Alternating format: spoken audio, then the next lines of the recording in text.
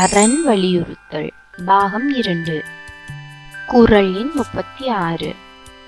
அன்றறிவாம் இன்னாத அறஞ்செய்க மற்றது பொன்றுங்கால் பொன்றா துணை.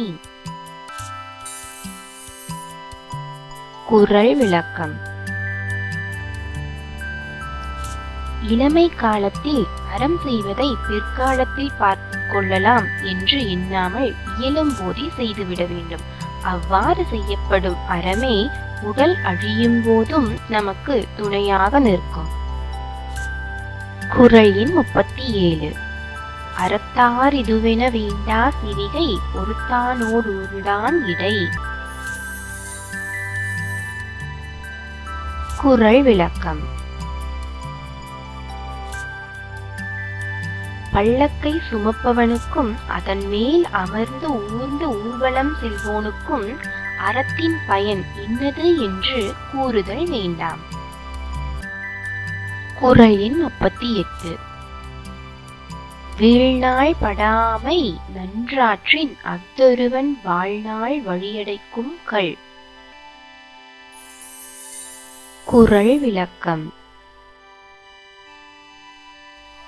ஒருவன் தன் வாழ்நாளில் ஒரு நாளும் தவறாமல் அறம் செய்து வருவானேயானால் அதுவே அவன் தன் உடலோடு மண்ணில் வாழும் பிறவியை அடைக்கும் கல்லாக மாறும்.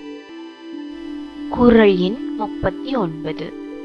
அறத்தான் வருவதே இன்பம் மற்றெல்லாம் புறத்த புகழும் இல.